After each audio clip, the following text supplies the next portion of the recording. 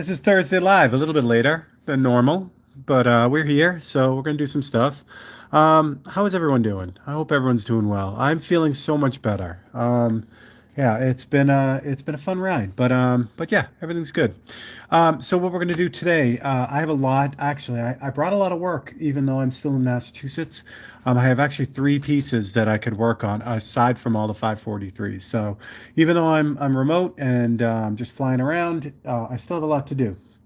So what I thought it'd be fun to do is maybe start digging into this guitar type of thing, and what I'm doing is, well, I'll tell you the story a little bit. Let me move this out of the way first, because I won't need that yet. I mean, you kind of got an idea, and I've been calling it the Sgt Johnny guitar since I started it, and I'll show you where this came from too.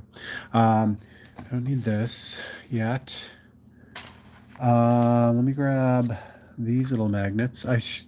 Times like these, I wish I had all my magnets. I just brought the little 1/4 inch magnets and the 3/8 magnets. These might be, I don't know what these are. Bigger than that. I don't know. Whatever. So the only bigger magnets I have are these two right here. These two I use to hold the knife because it keeps the knife off the surface. Kind of cool. Anyway, so I use these two for that. But they're the only two bigger magnets I have, and I need a bigger magnet because I need to put this guitar body on here. So we'll use that. All right. So here is the guitar body, and I'll give you a little rundown on what this is and how it came here and all this fun stuff. First, I got to make sure that none of those magnets are going to scratch up the top, so give me a second while I do this. So the story goes like this. So I'd say, I don't know, man, 10 years ago maybe, I bought like a kit guitar, like one of these build your own guitars, and because I wanted to paint a guitar, but I didn't want to, take an existing guitar. I wanted kind of everything to be raw. So I bought one of these kit guitars. I forget who I bought it from. It was like a PRS model, kind of a copy of that, and I bought it and I painted it, and I had this friend who was a real great luthier, and he actually set it up. It wasn't a super expensive kit. It was probably about $350. But he made the guitar scream. I mean, it was insane. We swapped out the pickups. He refretted it, did all the electronics, added, switches, like switch, all kinds of stuff. Anyway, it's beautiful when it was done. And so, I had it for a while and then ended up selling it because I play a little bit, but not a lot. And so what happened was, Simon Carter, what's up? Yes, good evening, everyone. Hey, JC, what's going on? So what happened was, I had the guitar, ended up selling it, and my dad plays guitar, or had played guitar. And when he saw the kit, I think he's a woodworker, and he was, into electronics and all that stuff. And when he saw that they sold these kits, these, kind of do-it-yourself kits, I think it really excited him, and he wanted to kind of get one for himself because he has a couple guitars, or had a couple guitars, and this style, this SG style, was one of the ones he really liked, but he didn't have one, so he bought this kit, and he had it for a little while, and I don't think he ever just kind of got to it. It was one of those things that it just kind of sat in the box, and eventually when he realized that he was just never going to really put it together, he ended up giving it to his brother, who is a great guitar player, and that's where it's at. It's at for a while. And then my dad passed away, and I was talking to my uncle at it was right after one of the funerals or whatever. JC, yeah, I'm feeling much better. Yeah, this is kind of this is my Thursday thing, but we had a meeting this morning, so I had to kind of move it up a little bit later. But this is good because the UK people can drink, and that's fun because it's 8 o'clock now, so they're all off from work and hanging out. So my uncle had it. He had it for a while, and then after my dad passed away, we were talking at one of the parties or whatever, and he was telling me about it, and he's like, we should paint it up. And he said he didn't really have any intention to play it because he's got a ton of guitars, but he just wanted something special. So he already knew what he wanted, and he told me what he wanted, and I thought that was great, and he gave the kit to me. So it made it all the way back to me. Now I've had it for a while. I've had it for about a year. year and a half, and I haven't done much with it. So I finally decided, you know what, just got to get this done. So what I did was, this originally came raw, completely raw wood. So what I did was I sanded it all down, got it super smooth, and then sprayed it with Autoborne sealer. There's about 6 coats of Autoborne sealer, which I sanded between. I wanted to leave some of the grain. You can kind of see the little bit of a grain in there. And then I hit it with Wicked Metallic Platinum, which is a color I really, really like. It's white, but it has this weird kind of goldish cast to it. And that was the base. And I brought it here to Massachusetts, and my good buddy Keith Hansen and Markers is what I was going to say. Brian cleared it and then sanded it for me. So this is all ready to go. So the idea is, my uncle wanted to put the Sgt Pepper album cover on it, but include my dad in the group. So we are doing the UK feed, and of course everyone knows the Beatles, but especially the UKers, because they are a national treasure. So what I did was, I made a full copy of the album cover, and this is the same photograph of my dad that I did the bigger painting from. And I thought it would be really cool to kind of tuck him in the corner of it, in front of the wax figures of the Beatles. And it was a good open spot, so I kind of just photoshopped him in there and then ran with it. So yeah, so it's going to be pretty much what you see. It's going to be the whole album cover. Whenever I do a guitar, it's always a question of how to orient it. If you're playing it, it would actually make more sense to do this, because when you're on stage, you'd see it upright. But this guitar won't really ever be played. It's more of an art piece. So we decided to go this way with it, because that'll put Dad like right in the right spot, and it'll make more sense. So Dean, what's up? Awesome. Thank you, Dean. Very cool. So what I did was, I made a full-size scan of the album cover, and then sized it up, and you can kind of see my photoshopped kind of guide. It's really just a general guide, though. I knew I'd have to kind of like move this around to get this in the right spot. Obviously, Dad's the most important thing to get in here, so I just want to make sure that he's in the right spot. And then what I think I'm going to do, there are a couple of ways that I could kind of attack this. If I was back home in the studio, I could use a piece of Surral paper and just kind of sketch the whole thing out and then just go for it.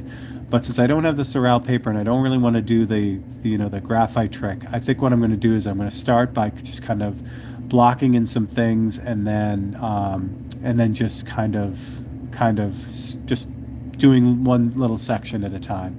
I think that's kind of the way to get this done. Awesome, Dean. I'm glad you dropped in for a few. That's really cool. So before I left, I had a feeling that I'd be able to work on this here, so I made a ton of copies. If you need a bigger area, and don't have access to a large format printer, all I do in Photoshop is I'll just take sections of it. So this is the bottom left corner. There's the upper right hand corner. So they all overlap. So there'll be plenty. I'll be able to use all of them. But I took 4 different quadrants. Actually, this is the one I really want. This is actually the upper left. This is the lower left, because it's got the whole Beatle thing on it. Here it is. So that's the one I want to start with. So that's what I do. What I'm going to do, I'm just going to start pulling this apart. I'm going to do the whole thing in color, because it's neat. Some of the images are in black and white, and some of them are colorized. Some of them are in color, like the Beatles and the wax figures. Dad's going to be in color. So I'm going to do it just like the album cover, except just kind of pop Dad in there. So yeah, no kidding, JC. Holy crap. I should take stock. And it's funny, because I'm here at the house, my mom's house, and so her printer was low on ink, so I went and grabbed some ink for it, and it's like, man, I buy so much ink for everyone's printer. It's great. Today I am cheering, because I'm not going anywhere after this. We have another meeting later on tonight, but it's at home. So I have a 60-minute IPA to enjoy with you guys, since I haven't been drinking too much, because I've been hopped up on all kinds of cold medicine. And yeah, that's a story. All right, so I had Dad here. When I did this originally, I just had a top-down photo of the guitar that I used as a guide. This SG has a really slight bevel here. So at first I was like, maybe I should push that over, but now I don't think I'm going to. I think I'm going to leave it just where it is. So his head is actually going to cross over that bevel a little bit, which I like. And honestly, what I think I'm going to do with you guys today is I'm going to treat it as it's black, as if it's black and white, and then I'll colorize the parts that need to be colorized. I think that's probably the best way to go. So how do we do this? How are we going to do this? I've got Dad sitting there. This dude is definitely in color, if I remember right. Let me show you the. If you're not familiar with Sgt. Pepper album, which most people are, it looks like this. So I got Dad poked right in this blank spot right here, which I thought was cool. So this is what it's going to look like, except for the blue background. I mean, I might fog some blue in on the top, but the reason why I didn't want to do that is because then I'd have to fade it out, on the top, and I don't know. There's a lot of real estate up there that will just have this weird blue fade. So I'm thinking what I'm going to do is I'm just going to paint all the figures and then take a step back at the end and look at it. If it needs the blue background, I can always add it. But instead of starting with and then having to figure out how to take it out, which will suck. Yeah. Scott, what's up? Have a good one, Dean. There's Mr. McKay. Scott, what day is it? Anyone who's not following Scott and has not, enjoyed his Thursday night madness over on his channel, do that. Do yourself a favor and get over there and do it. Okay. So you've seen me do the 543s where I really block things in real quick. It's like as dark as it'll go, that kind of thing. With this, again, these copies aren't really, they're used to kind of get shapes in, but it's really just a drawing guide. And I'll show you what I mean. So we're going to start with kind of this area here. It'd be nice to knock out, the better part of Dad in the beginning. That way that's all done. I also plan on changing this to Sgt. Johnny's Lonely Heart Club Band, because my dad's name was John. And I think that'd be cool. Use the same logo, same font and everything. So unless you're really looking at it, you might miss it, which will be fun. I was also thinking about changing the flowers in the front instead of saying Beatles to Leahy, but I thought that might be too much. It's going to stick out too much. And I do want it kind of subtle. Like I want someone who doesn't really know the album cover to not question it, that Dad's in there. So that's my goal. Wait, what'd I miss?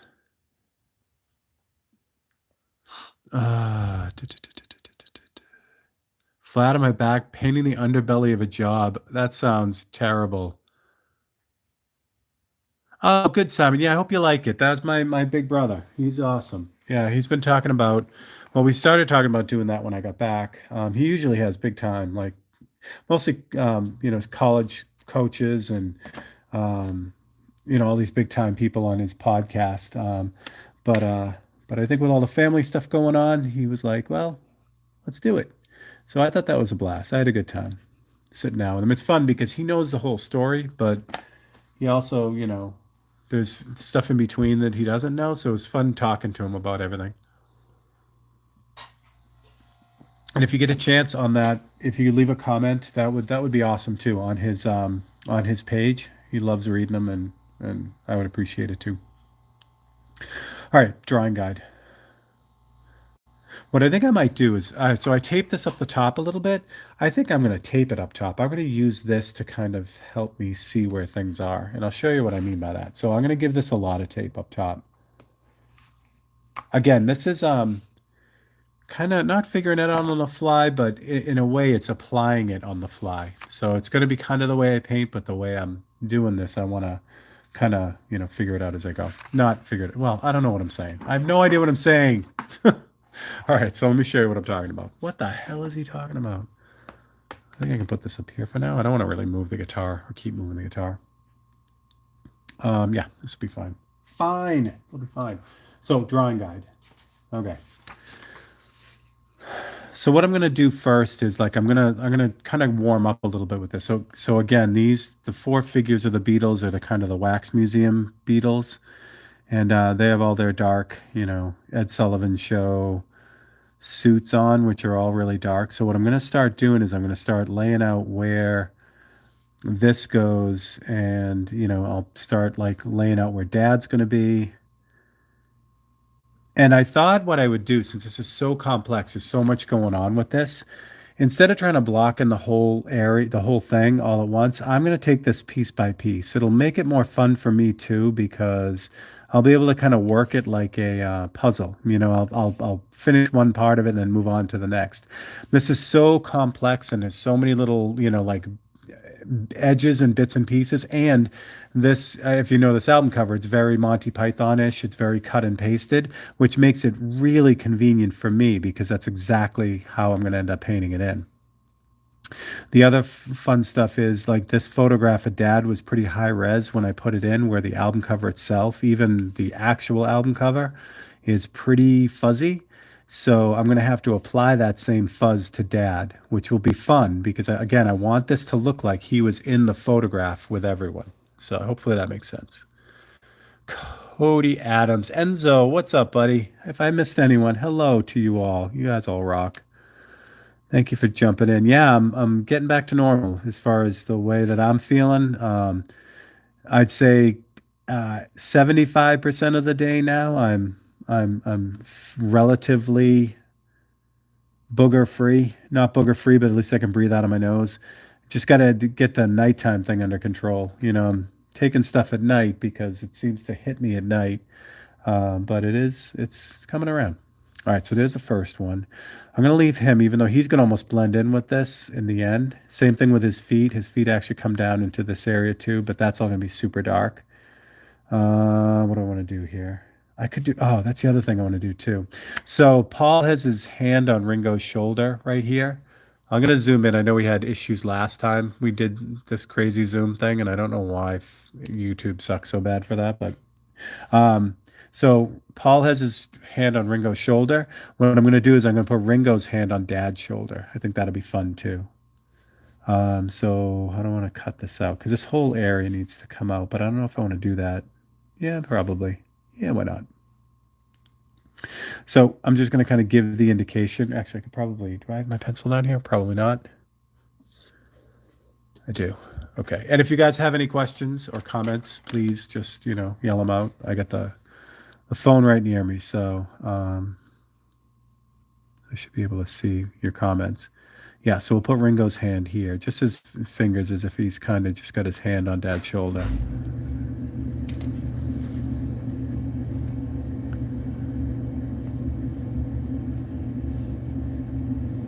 So, yeah, it's been fun hanging out.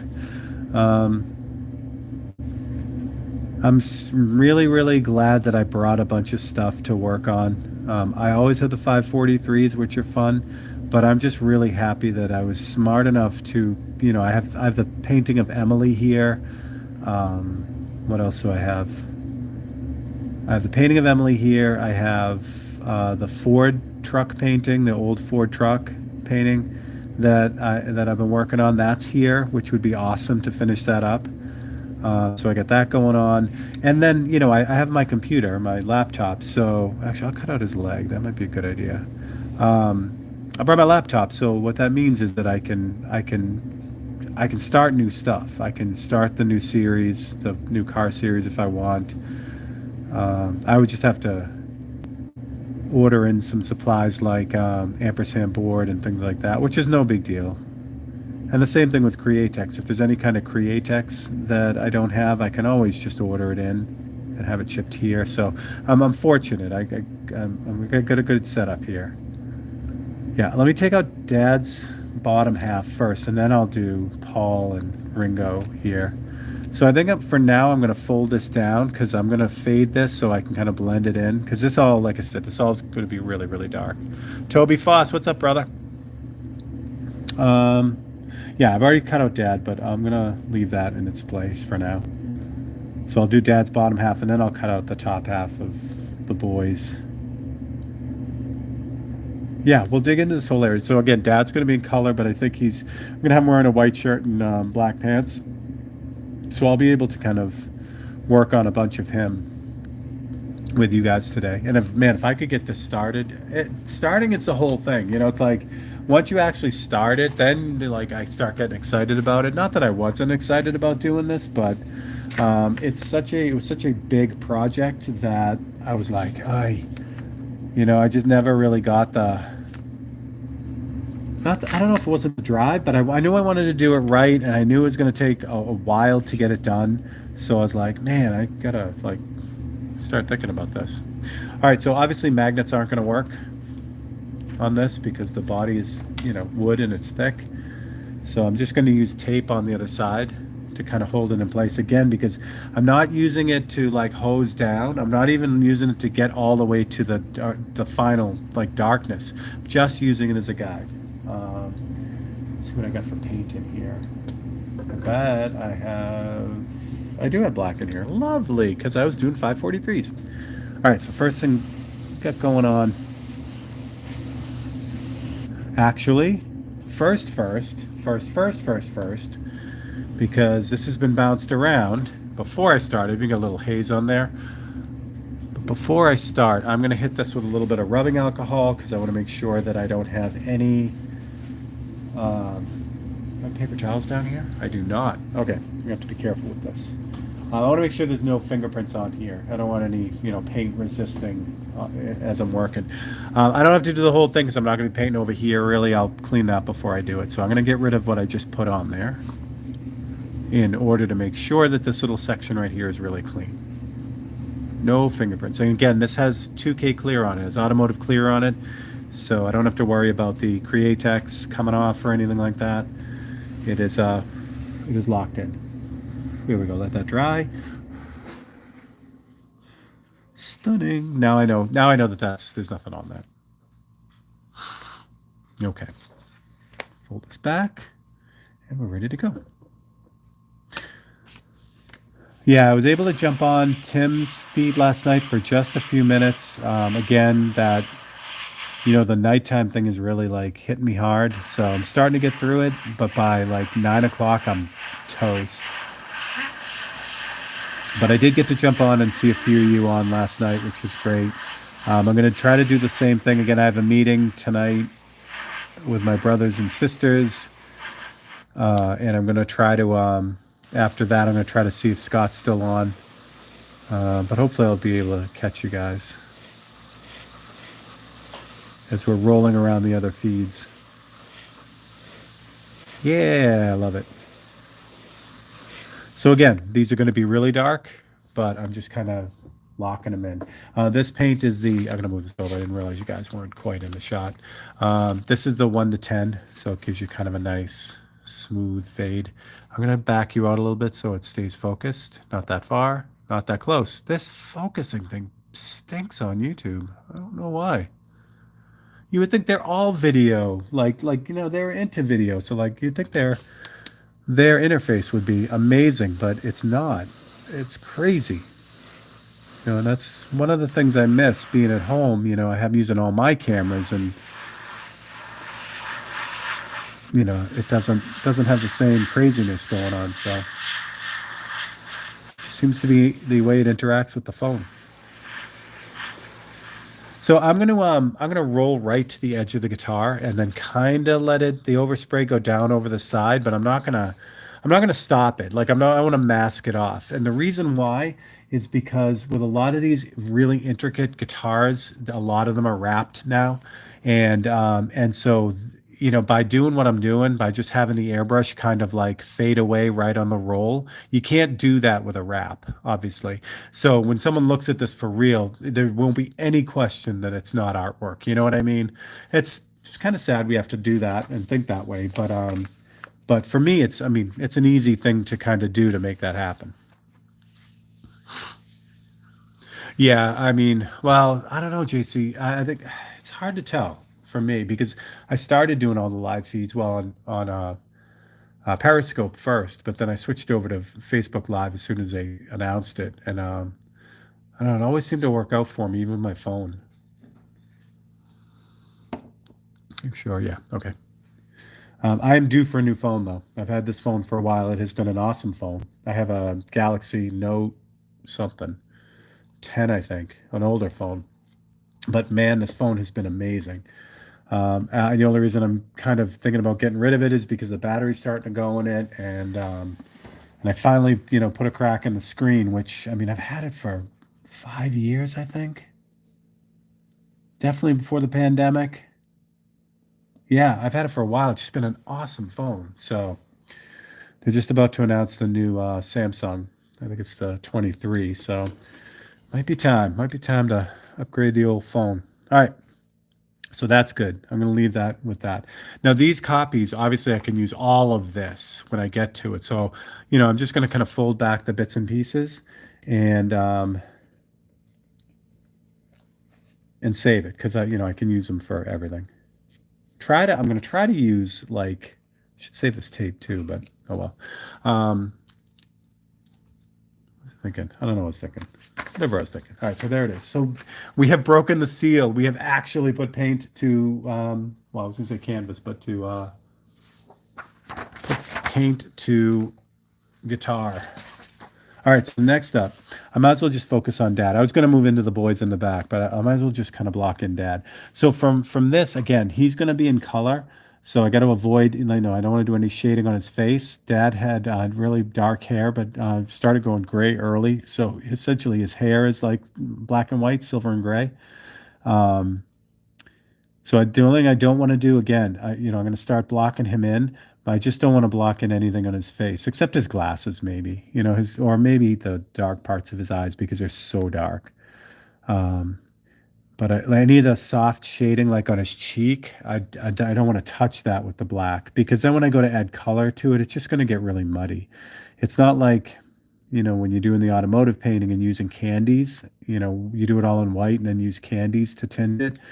How do I want to do this? I want that highlight right there. So we're going to leave that highlight this way. So yeah, it's a little bit different setup than using candies when using opaque paints. And essentially, some of the Wicked colors are transparent, but I like to treat them all as opaque because then I don't get into any trouble. You know what I mean? When people ask me like, "Oh, is that transparent?" I mean, if you ask me, some of them I know, but most of them I don't know because they may be, but I just treat them all like opaques as far as the techniques on putting them down, if that makes sense. That way, if it's transparent, it still works. If it's opaque, it works.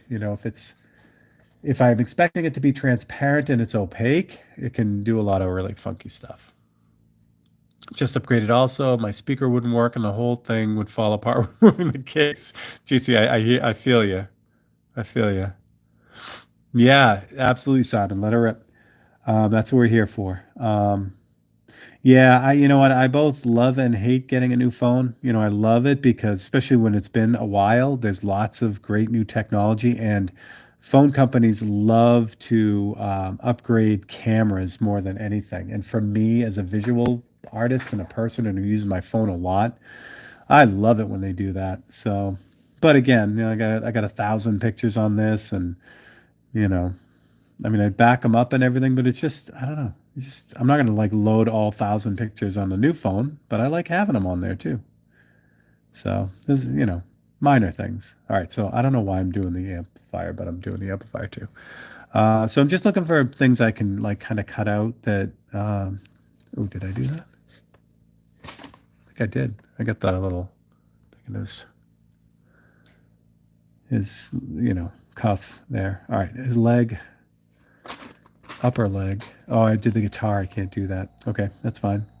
That may be all I can get out of this one. Maybe the headstock of the guitar. Yeah, I think I can do that. And this will be good. If I get the headstock of the guitar, really all you're seeing is the tuning pegs and the nut of the guitar and the little logo on this Harmony Rocket guitar that was Dad's guitar. So by cutting out the headstock here, when I cut out the rest of it around it, the leg and everything, I can just leave the tuning pegs. I don't have to paint them in after. I'm working on a piece using Tequila Yellow, Candy 2O, and Wicked Detail Cobalt Blue, both applied over black and great underpainting. So, which is interesting, using candies and Wicked at the same time. Yeah, because it sets up a really interesting thing for that same reason. The Candy 2Os are absolutely transparent, where even the transparent colors from Createx have an ability to cover to a certain point. So yeah, so that makes an interesting combo. But yeah, I love them. I think I mentioned it on the. Do I even need this on here? I don't. No, I can take this off. Just getting in the way. I mentioned it. I know I got to stop saying all the time too. As I say it again, I'm going to be working on a project with Spray Gunner, and I'll be using all candies for that, which will be a lot of fun. I don't do a whole bunch with the candies, not because I don't like it. It's just, you have to change the way you think. Michael V. James, what's up? Please next artwork in Juice World. I don't know what that means, but it sounds delicious.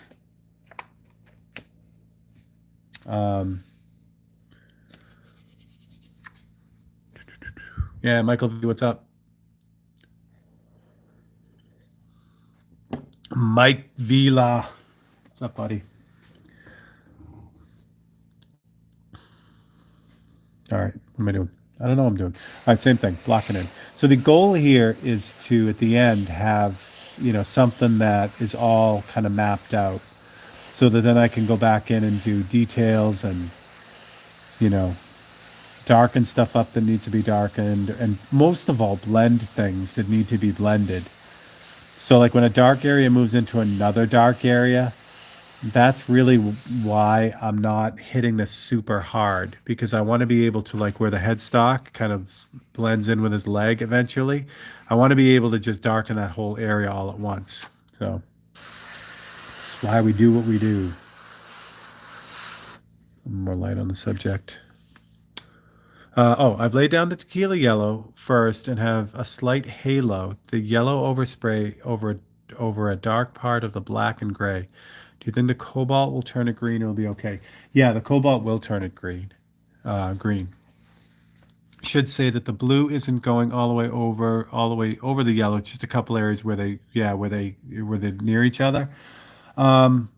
Yeah, Simon, if you could send me a picture of it, I'd have a better idea of what you would need to do to kind of make sure that that stays where you want it, either by adjusting it. Sometimes what happens is, like for instance, like I said, I'd have to see it to know for sure. But one of the things you can do, especially with the candies, is say you have that instance where you have the yellow coming up on the blue and it turns green.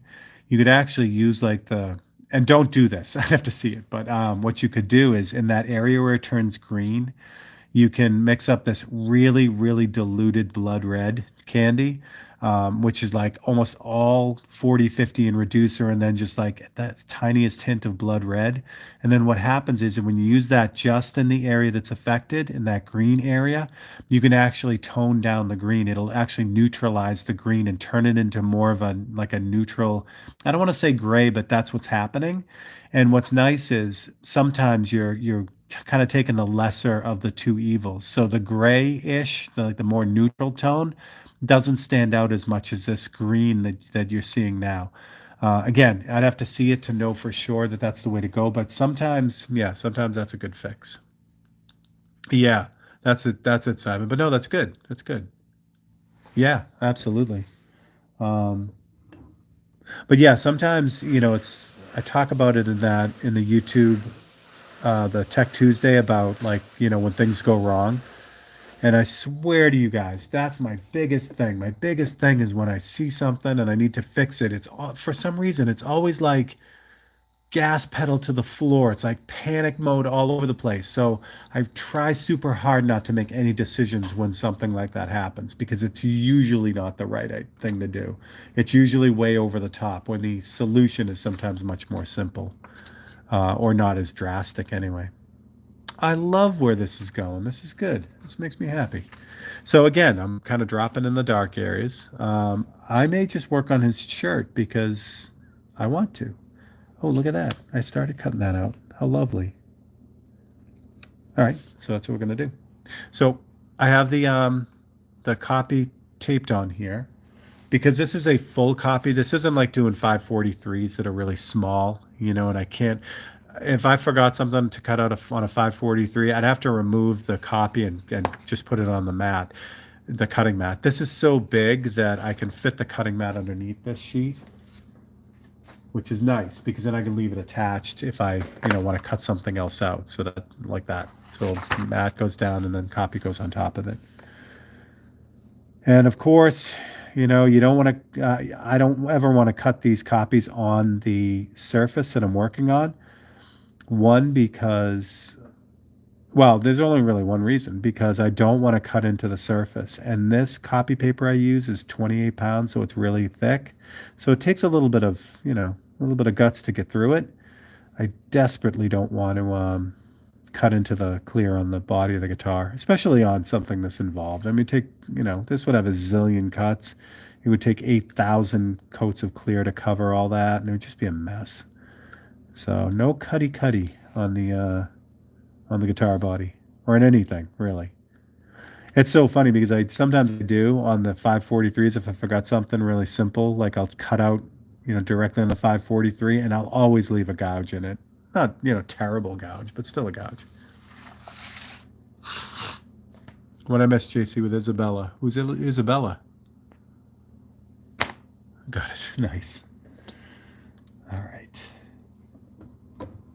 And obviously, this is it's all about the final product with this. I'm going to use paintbrush. I'm going to use whatever. I do like that it is like this Monty Python-ish type of thing where it is really super cut out. Even though there's a lot going on here, it's actually going to be pretty easy to do these portraits. Because they're not super clear. They're not super detailed. And obviously I can't do it because of copyright things, but that when I'm working on this in the studio, I'm going to have Sgt. Pepper going.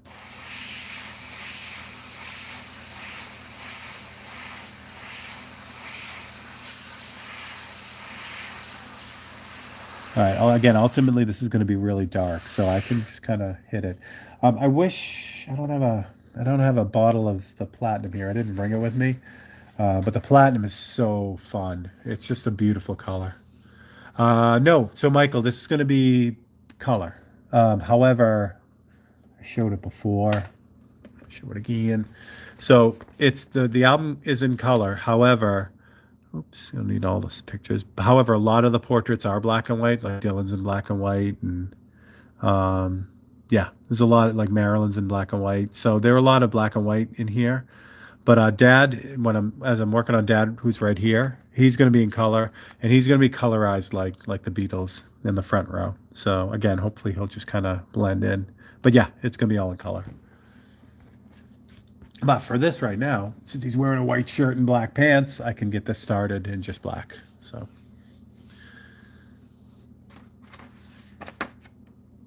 So it's not like a 543. No, the that Strat I did last year, beginning of last year, the end, I don't know, whenever it was, 2 years ago, with all the guitar players on it. That was a blast to do. That was like 543s on steroids. So they were all black and white, but I just did them on the guitar. So I really had a blast with that. Oh, Dogfish Head makes a good beer. It's nice. All right. That's perfect. Again, I'm going to avoid his head for now because what I'm going to need to do there is I'm going to need to block that in with I may do it with you guys today, depending on what kind of stamina we have here. I do need to finish the 543s. I've only got 1.5 done so far, and I got to make sure they're done for Monday. Monday's feed will be from here. At the homestead. So I did last week's from Mr. Hanson's House of Happy Pain. This week coming up, I'm going to do it from the house. I'll probably work on this as well on Monday, just because. But this isn't going to be a open studio or anything where it's like you're just going to watch me do this for the next month and a half. It's not going to be like that. I'll get you guys in on it, and then every once in a while I'll give you a little update so you can see how it's coming out. And we might work on it more than just Monday. Again, because I only really have 4 projects to work on here, so something's got to give. All right, so this is the shadow underneath his, or on his, kind of on his rib cage next to his arm. So we'll do that. Mr. Parker, what's up, buddy? Now, if you guys want to sing Beatles songs, knock yourself out, because YouTube can't hear you doing that. So they won't shut the feed down for that.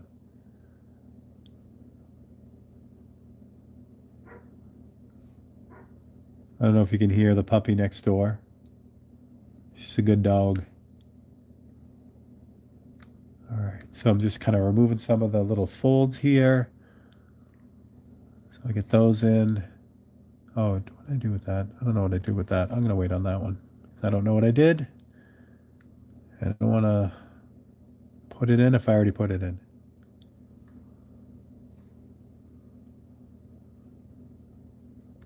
Here we go. One of those. Hey, what do I do with that? And again, yes, please, please, please hit me up with any questions. If you would do me the kind favor of hitting that like button, that would be stunning too. Since my amount of content has dropped significantly since I got here, your interaction with this feed and the feeds that I'll do will help YouTube understand that I have not died, which will be lovely. And of course, if you know anyone who would be interested in any of this stuff, if you pass it on to them, that would be fantastic too. Always looking to grow.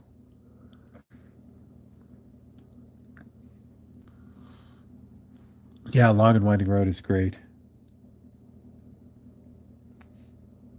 Yeah, I love Sgt. Pepper. I think my least favorite is Yellow Submarine. Um, Ow, as I just stabbed my finger. I guess the Beatle gods are getting back at me for mentioning the albums that I don't like. But other than that, other than like I could pass on Yellow Submarine pretty much, but all the other albums, especially the older stuff, the stuff like the B-side older stuff, I really love. My middle brother Kevin is like a Beatles fanatic. So growing up, I mean, I know Beatles songs that only hardcore Beatles fans know, and it's not because I'm a hardcore Beatles fan. It's just because my brother was or is, and so he had it on. He was just like it was all he was playing when he was younger. So I know more than my share just by osmosis, which is fun. I'm not upset about that. I love him, but yeah. There he is, Timothy John Luke Smith. What's up, buddy? Tim, sorry I conked out so fast last night. Your winter portrait looks amazing. I'm a big Birch fan, so that's going to be good. And it's great. The community there is just awesome. It's just so many good people hanging out there. All right, so this fold here is kind of a fade fold or fade, so we're going to fold that one up. These here are super light. I don't want to put these in too dark, so I'm going to fade these in too. I think that'll be good. That'll give me most of his shirt. Yeah, white birch is awesome. Unfortunately, Tim, it doesn't grow around here, We got all the birch disease, so the birch trees around here don't usually get more than, couple inches, 3 inches in diameter. Sometimes you see bigger ones, but they usually don't last very long. Not like, when we go up to Marge's home, in Wisconsin, northern Wisconsin, the birch trees are huge. It's awesome. And, the Chippewa and the Ojibwa are known for their canoe making with an artwork on birch bark and everything. Birch bark is awesome. If you've seen it, it's like a really super, super thick cardstock. Neat stuff. Holding my pattern in the buffer, awaiting transport to my bed, woke too early. What am I reading, Mr. Parker? What's going on with you? Yeah, Revolver is awesome. I don't know if I could pick a favorite, because I have so many sentimental favorites. Like Meet the Beatles is, I know like all the super hits are on that. That's like Led Zeppelin 4. Um, yeah, I don't know if I could pick a favorite. I go through, back and forth. Oh, awesome. That's awesome, Tim. Doesn't surprise me though. All right, so we got to get these folds in. So now I have the copy over here just so I can see what I'm doing. Because again, now I'll be kind of not just hosing the thing down, I'll just be kind of dropping in the shading where it needs to be in these areas. Again, this just acts like a little drawing guide for me. So I'm going to kind of follow what's going on in the. What I really should do is move this over the other side so I can see it while I'm working. Put it over that side. I know you guys can't see it, but yeah.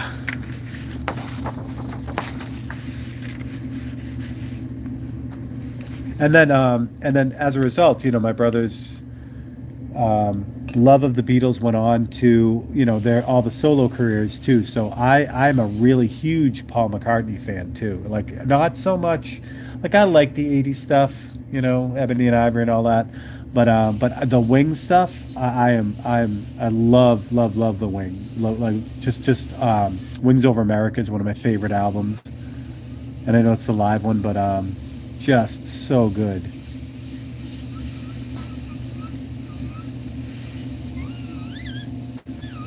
And anything else here, the other stuff, like that just needs to be kind of like indicated, I'll just kind of fade that in where I need to.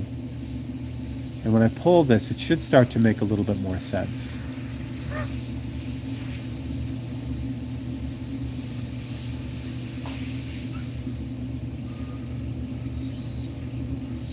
So not only my brother had a music teacher, I think it was a junior high, pretty sure it was junior high, and he was the one who introduced my brother to the Beatles. So that was like revolutionary, no pun intended. However, like I said, my uncle Dave, who this guitar is going to, was a great musician. Is a great musician. My uncles were all like when they would have parties with my dad and at the house or whatever. They all play something, so it'd all be like music and everywhere. And Beatles, were huge with all of them. So that was just kind of one more kind of nail in the coffin of not getting away with it. And then as I'm learning drums and we're at family parties, that's all I'm doing is playing Beatles songs. So yeah, I do love them a lot. Why don't you listen to what the man said? Yes, exactly. Ram, I love Ram. Um,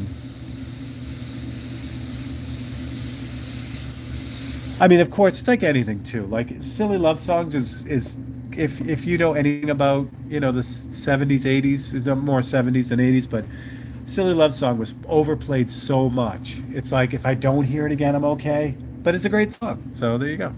Feeling lazy to you, don't mind me too much. Okay, good. I want to make sure because man, it's been like all these like Gary Shee's sister is going through a whole bunch of stuff and yeah, I just want to make sure you're okay. That's all I want to make sure of. All right, so there's what we got going on. I'm having such a good time with this already. All right, this is gonna be fun. I'm glad I did Dad first. Do I want to modify? Yeah, you know what? I'll just make so Scott. Yeah, I'm sure Scott's already running out to get ready for his feed. But one of the things Scott talks about a lot with his masking is something that happens with these photocopies as well too. So it's called basically destructive method, and what you're doing is like with the 543s, I have all of them. I use them for what I need them for, and then I put them aside. There's another way to do it where you just keep cutting out the one template.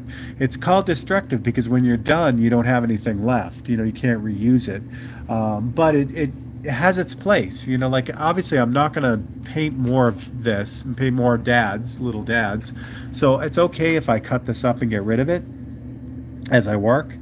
So we're going to do his leg now because his leg ties into the guitar and into the headstock of this guitar here. So what I want to do is I want to kind of preserve those the white tuning keys Oh, can I do that though?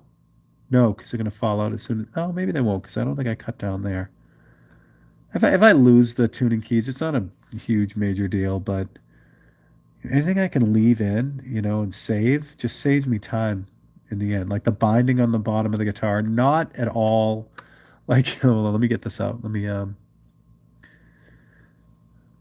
cut his leg here. So there's a little tiny flap right there where the binding is of the guitar. That's gonna not sit down when I spray, but it'll still kind of be there.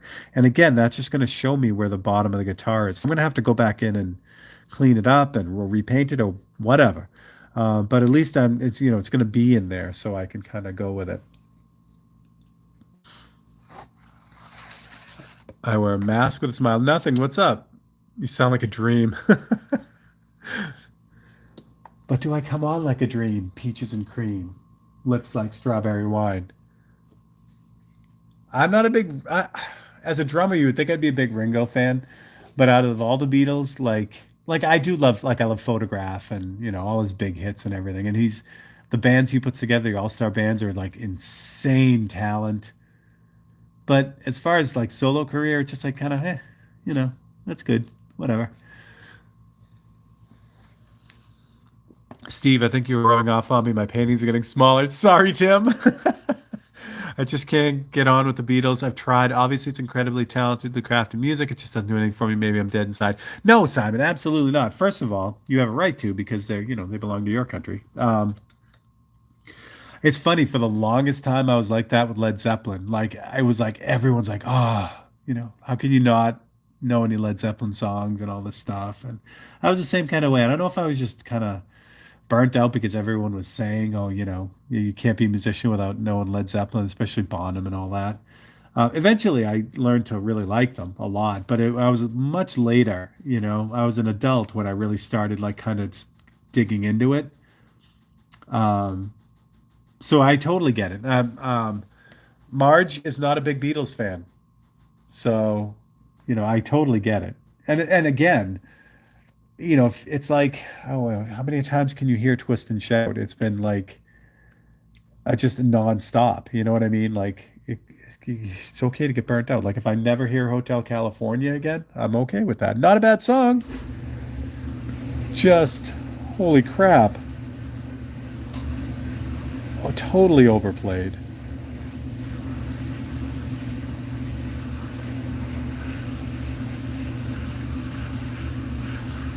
All right, so that's his other leg. Same thing here. Like that's gonna be really dark, and it looks like I missed somehow, but that's okay.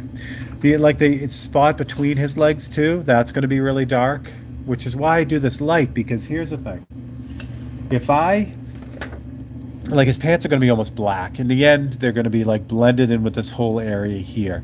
If I push this all the way down to like black, like go right down to where it's gonna be, it's actually very difficult then to blend everything else into it because I'm kind of trying to catch everything up to that really, really deep black. And say I don't want this leg to be like black of the night, super deep. I've already got it there, so or close to that. So if I'm starting to paint, like trying to blend in, I gotta blend in with that part that's already there.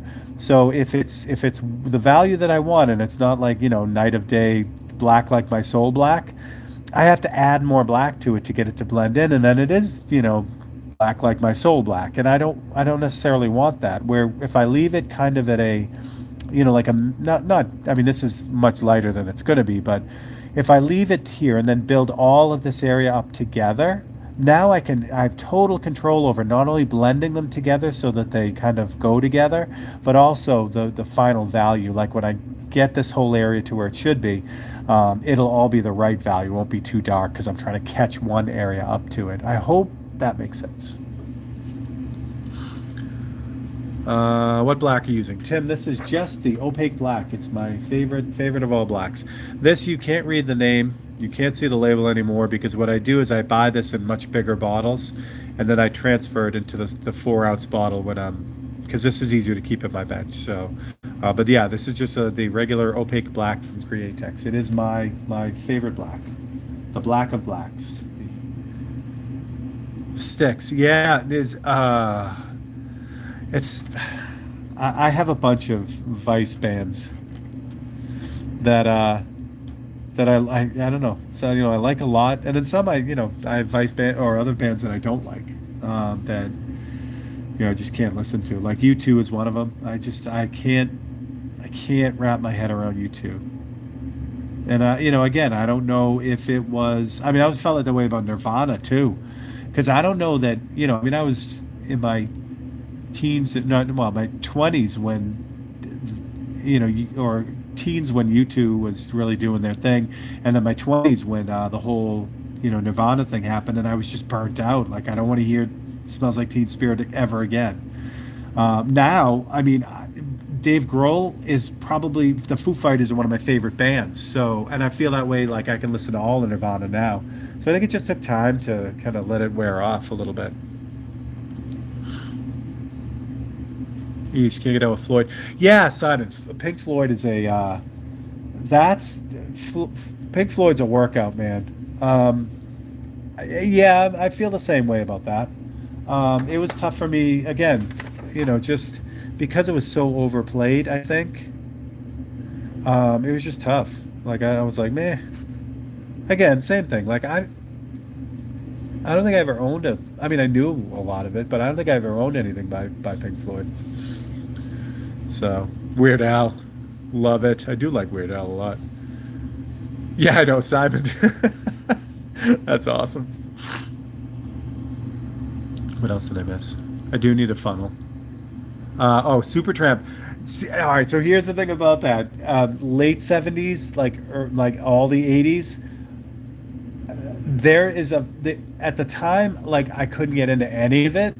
Like I was into like hair metal, like not metal band, but like hair bands like Motley Crue and Rat and stuff like that.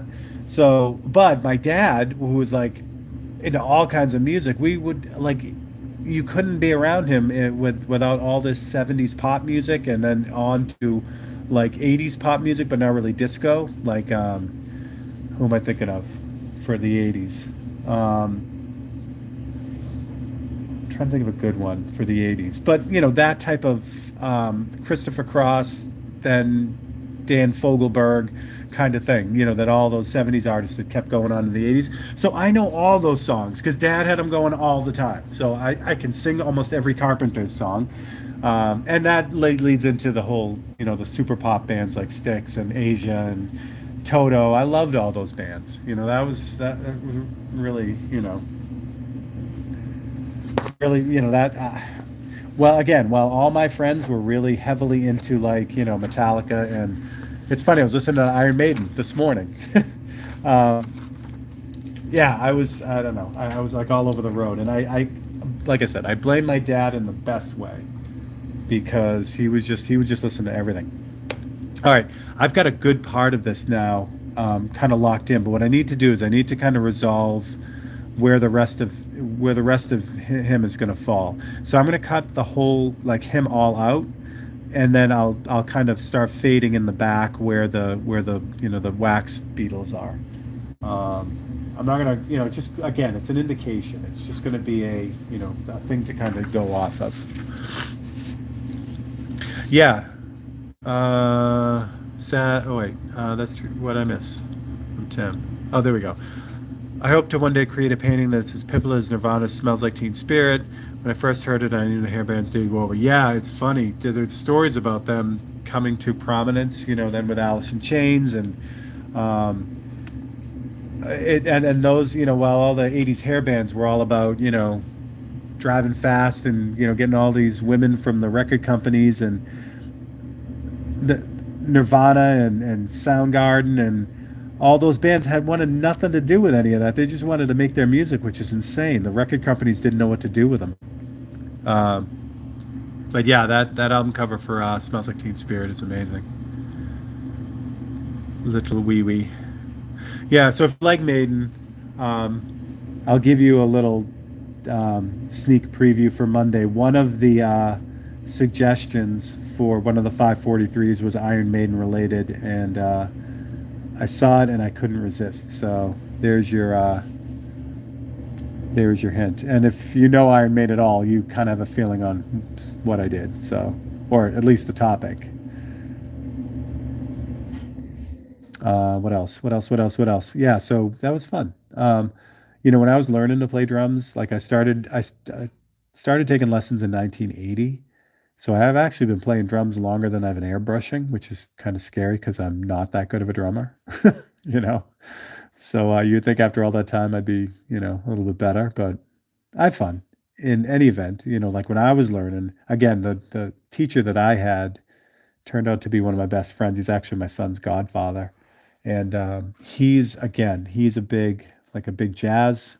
Well, he can play everything, but he's really into big band and jazz, and even now he's playing with the Rat Pack, which is the national, you know, um, Frank Sinatra Rat Pack type of band, and they tour the whole country. And anytime they're this side of the Mississippi, they have him play.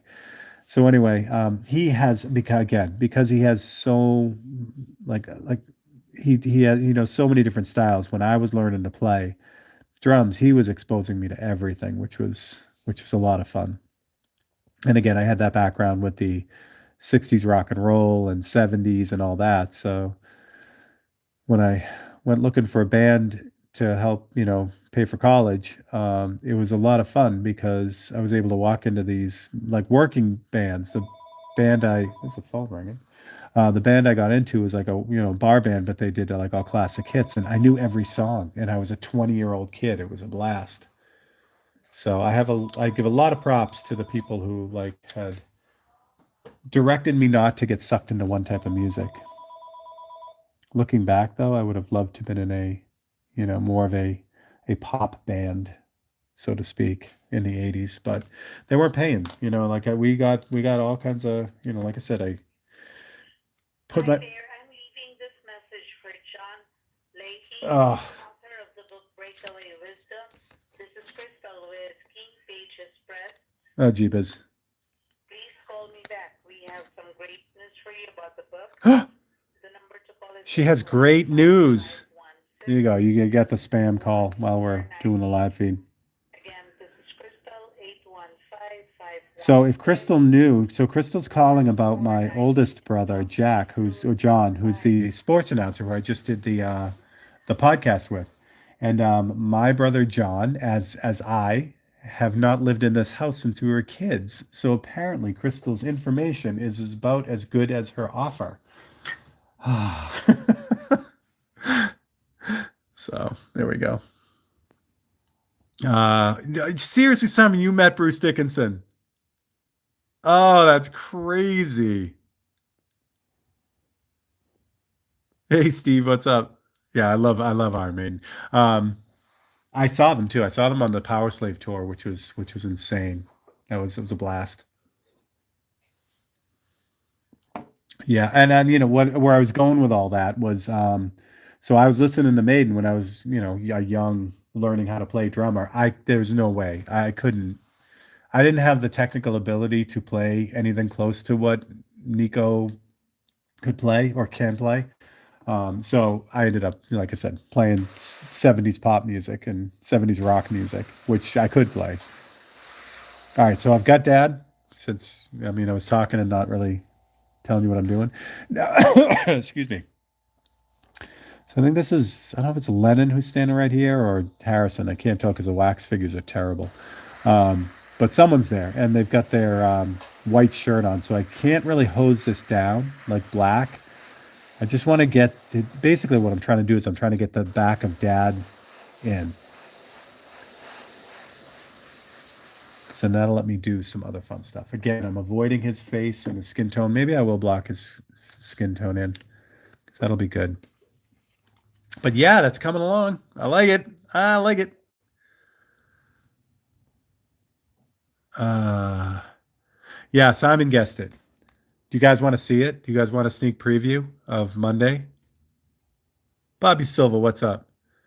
So as of right now, we have five really good ones. There were some great suggestions, although at this point and possibly throughout the rest of the process, this first one I did this morning is my favorite out of the group.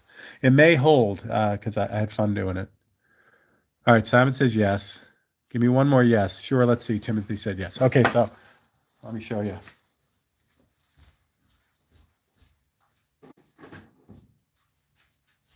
So just don't tell anyone. Don't tell anyone you saw it because it's against the rules. So here's my A. So that's my quick and dirty trooper. I know you're not really seeing it in focus, but that's what it looks like. That's it. So yeah, so if you want that one, and you put a suggestion in on Monday, it's gonna be there. So excited about that.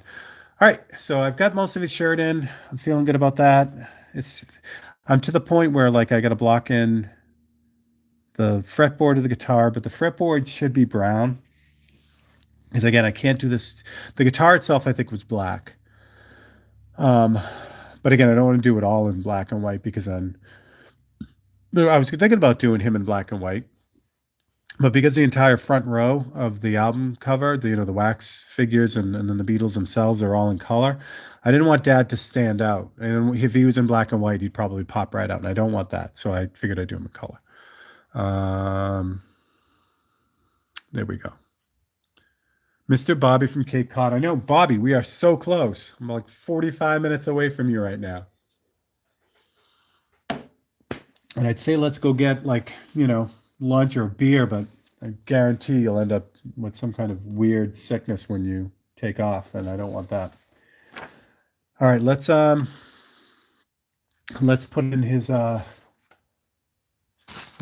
face. So here's the other thing I'm going to eventually do too, to kind of, all right, so I've made these, the larger copies, like the large area.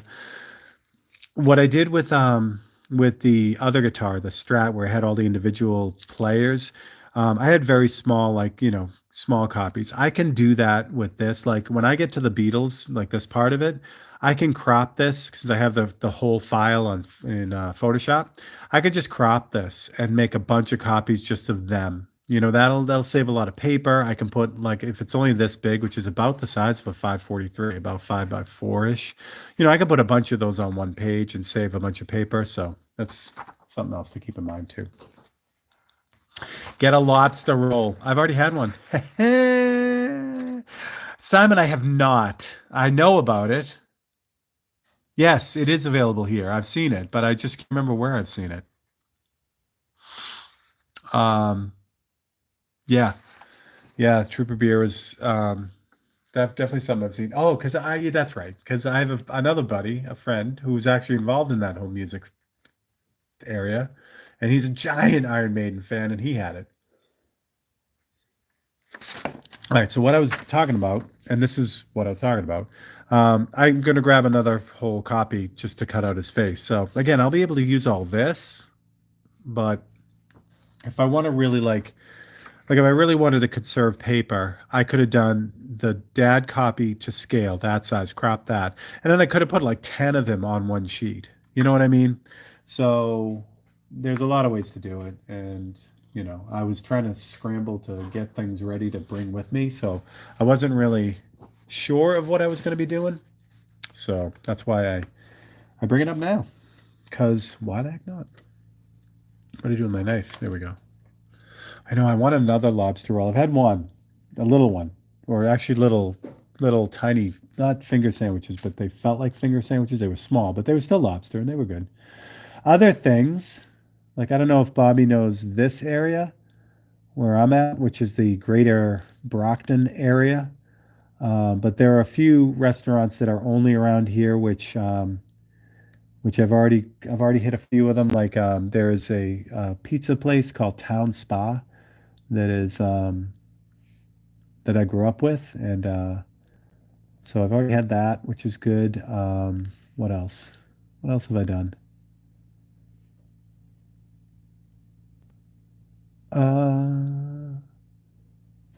Yeah, that's pretty much it. I mean, there's a couple others. Like I talk about Flyaway and Shoveltown Brewery all the time.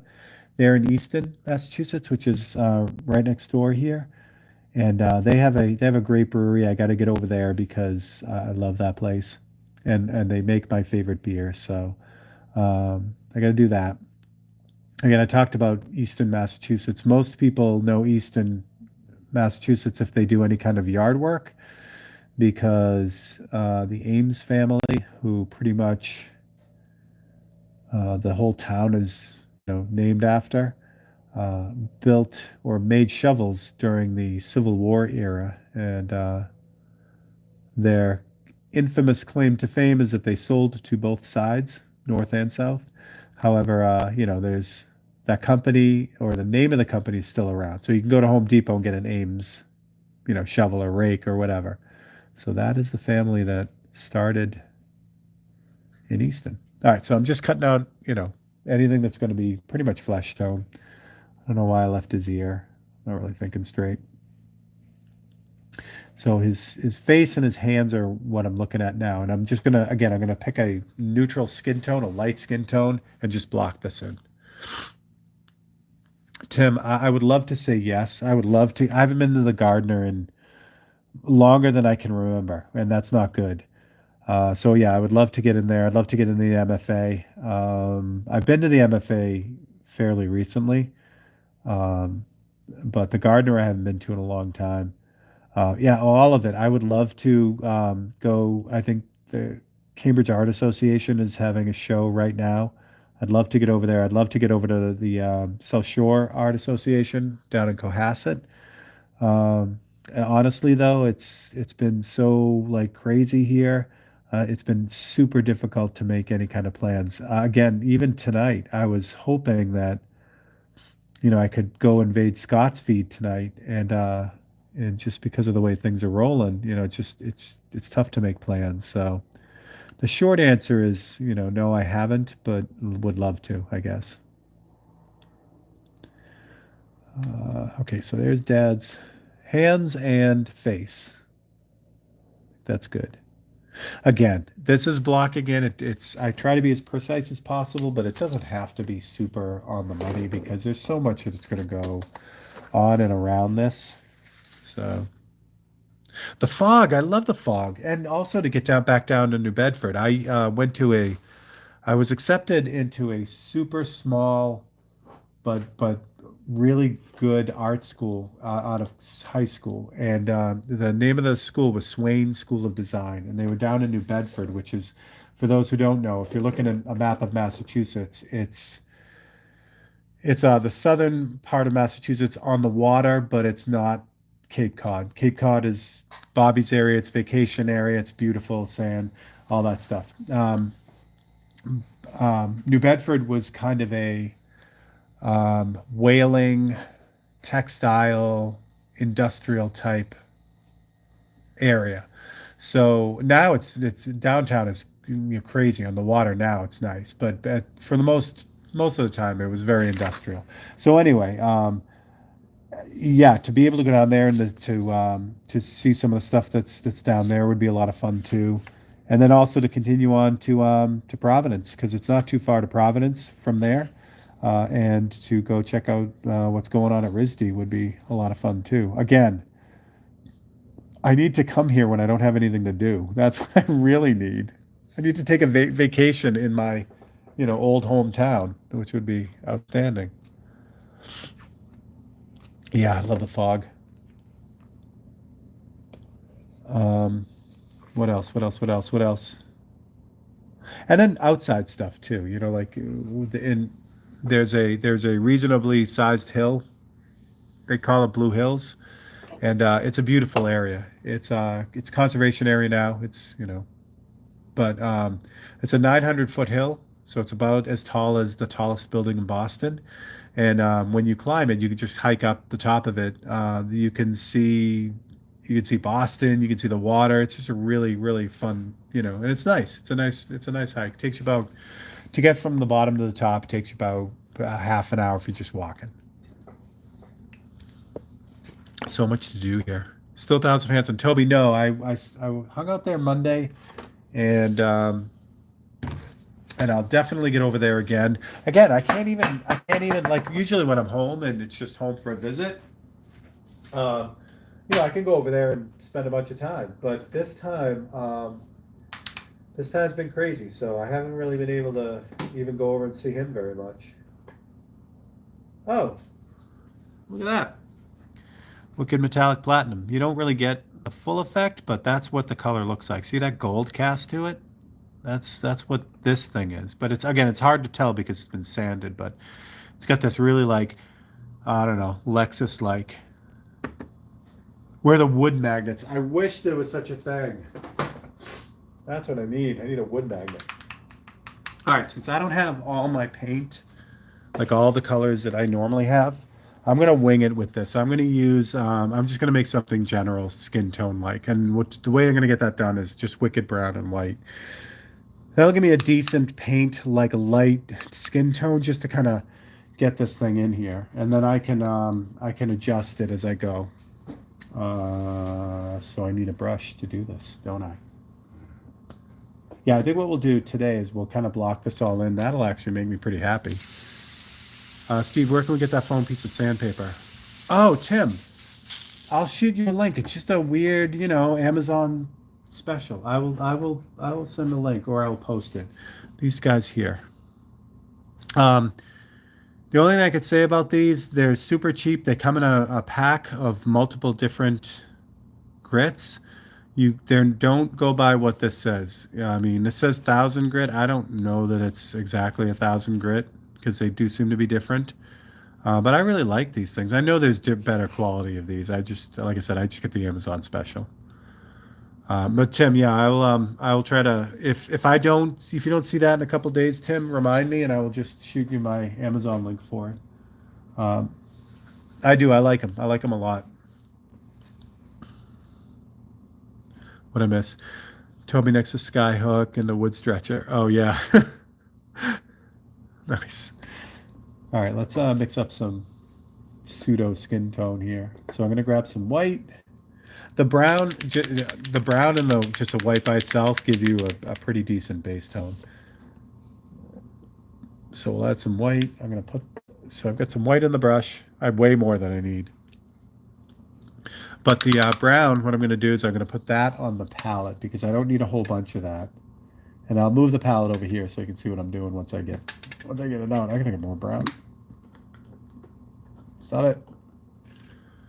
There we go. Move this. Auto body supply. Yes, Toby. That's awesome. I know my buddy Jason Garfoot, who works for 3M, their training area, had said he has some.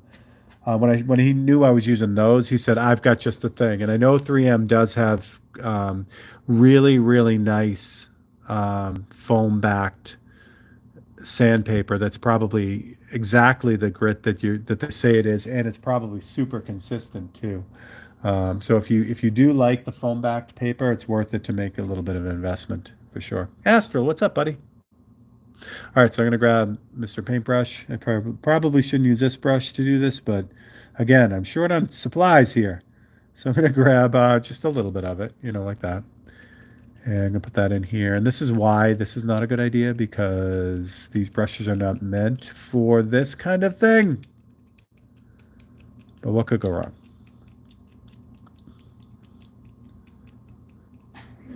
Mr. Astro.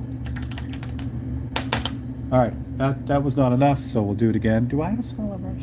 I don't think I do. I'll just keep doing it. Keep doing it. So this time we'll grab a little bit more, because I think I need a little bit more hit.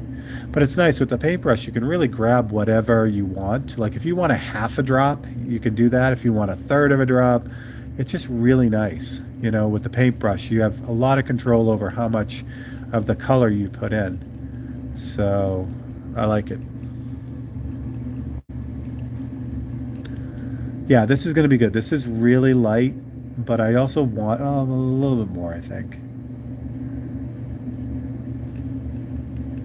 Again, because I want something light that I can adjust. If I get this really close to what the final, like the overall skin tone will be, it makes it difficult to move, in whatever way I want to move. But if I keep it really, really light and just use this to kind of act as a primer, then I can do whatever I want, which is what we're looking for. and I have brown out, so oh good, I can do the fretboard too. There's pear on there. That is. All right, so his head starts to go around the corner here on this little bevel.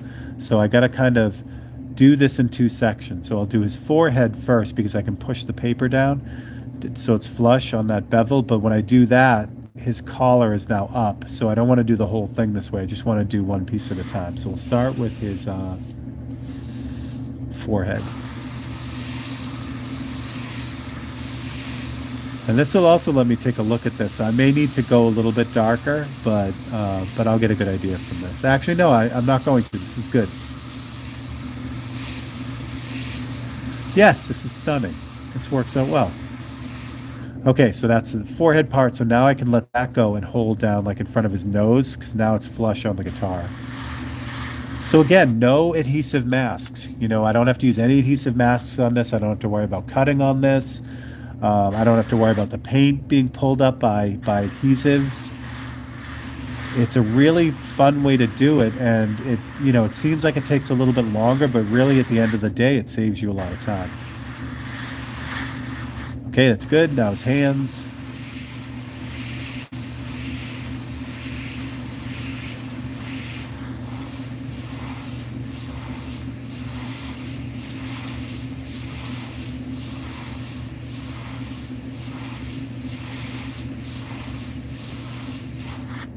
Yeah, this is going to be the way to do this. To finish completely one area and then be able to move on. That's going to save my sanity quite a bit. And it's going to be good for progress shots. You know, you guys will actually see something coming together rather than the whole thing really like smushy. So there's your other stuff. Astral, it's fading. It's going out. Finally, I'd say I'm at about 85% right now at capacity. So this has been a rough one though. It's interesting. You know, I watch the effects of my mom, who who has some other lung things that kind of compounded it. But yeah, this whole thing is all about lack of oxygen. This thing was rough. It just, yeah, it was tough. But we prevail. So there you go. All right, let's block in the since I've got it here. We'll block in the neck of the guitar, the fretboard, which is going to be like a brown. The guitar itself is black, so I'm good there. Yeah, what I think I'll do with you after I block in the fretboard, I'll work on his shirt for a little bit, and then I think that's probably a good spot because we're at about an hour and 20 minutes now, and I don't want to keep you guys up all night if you're in the UK or whatever you guys are doing. Sepia. Yeah, Tim, I think we talked about this before. It's interesting with like sepia and some of the other, especially the detail colors. It's one of those things that like I probably would use a lot if I had been using it in the first place, but I never really did. Yeah, I know it's getting close, Astral. I know I started late.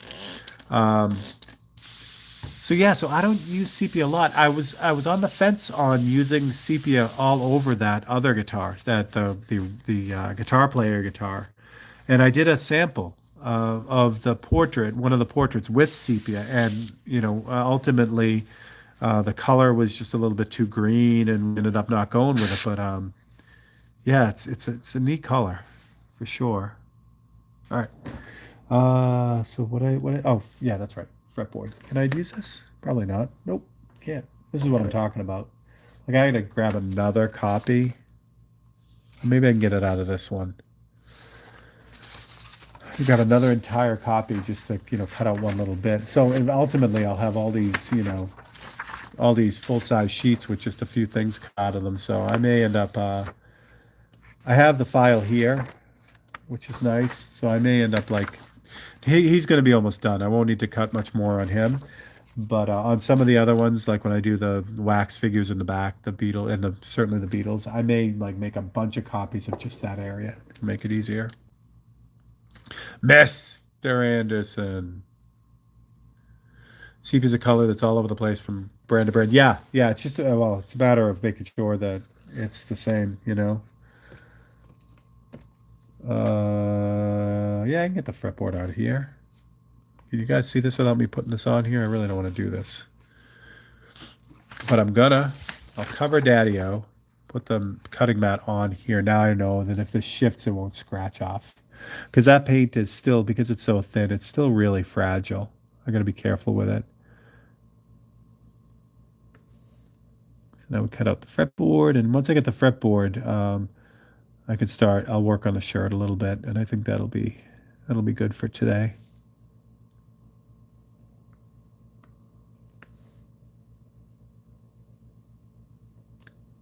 There we go.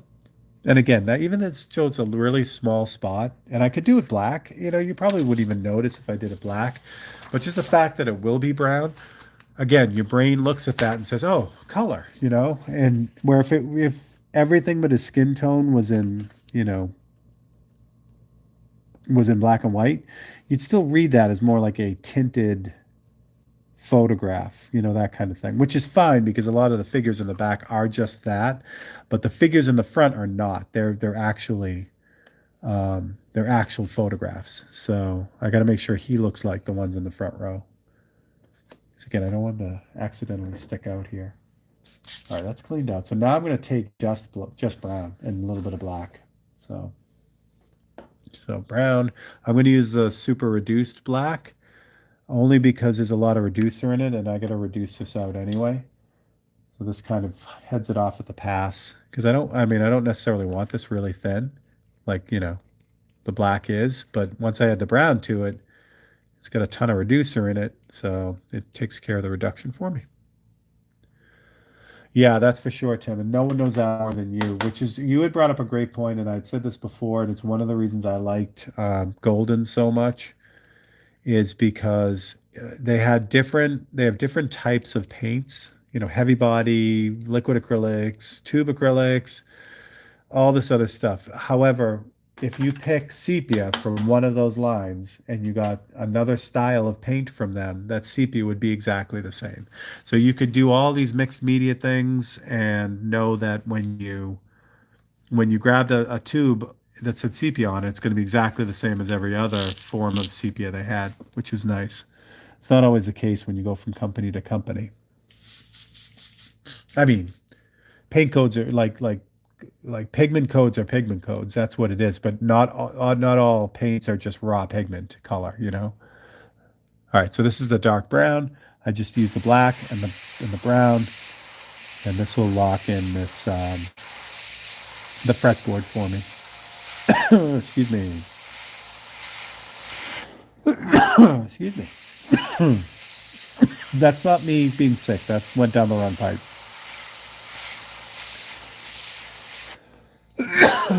Yeah, that I breathed that right in my lungs. Oh, that was terrible. Anyway, see what I mean about that? Like, to you guys, that probably reads black, but it is definitely brown. And because I didn't go full saturation with it, you can actually see the pearl down through it too. Details, yes. There we go. What do we got? Yes, but I love your inks and brush. Looking forward to the next sepia line. Hadn't had much of a chance to talk to you due to my work skills. Yeah, yeah. Yeah, Tim's awesome. Rootin' tootin'. Yeah, Payne's gray. There you go. Yeah, the way Gerald says sepia. Yeah, it's great. It's like details, you know. I love it. The couch I'm going to blend in. I don't know what I'm going to do with that. I don't want to make a big deal out of it. I may just leave it like almost invisible here. I do want the amp because it's nice because there's that, whatever it is, tuba phone right here. So that's going to be sitting in front of the amp, which all kind of ties together. There's also whatever this is. I think it's it's another instrument maybe, which will be great because that'll come across, you know, cut across his legs, which would be fantastic. And then of course your little dude right here. So there's a lot to kind of help set him in there, which will be great.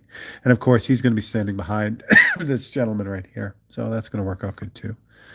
The other thing I got to make sure of, like I said, I had a high res photo of Dad, but yet the album cover is not as sharp. So I got to make sure everything matches as well as far as the overall sharpness of that too. All right, I'll show you what I'm going to do in the shirt, and then that might be a good spot. The other thing to kind of keep in mind too, and we talked about the Emily painting and the kind of fail that I had with that. Uh, Working on this, not this color, but a similar color, a little darker color. When I go to put white on, this pearl, it's going to look white when you look directly at it, but if you look at it at an angle with the metallic, it's going to turn like a dark gray. It's not going to be as much of a deal with this because even though the pearl might kind of sneak through in some of the more transparent areas, areas like his shirt are not going to be like that. They'll be like all painted. So I'll be able to do some stuff with it. Like all of the white part of his shirt will be pretty much, white. So I don't have to worry too much about it. Oh, good, Tim. I'm glad. Yeah. Yeah, it's that's the kind of the thing I kind of throw out there for people who are trying to figure it out because again, they're not dealing with getting money for their name, either good or bad. No one should be paid because they're not known. That's crazy.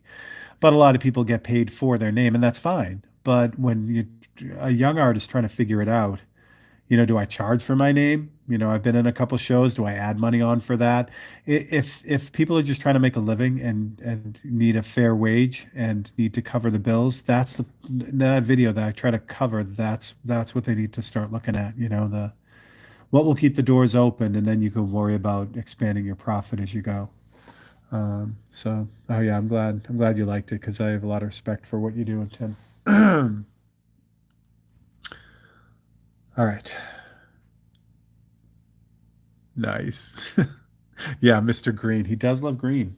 He's a big green fan. Oh, I didn't notice that. I already cut him out, and I didn't even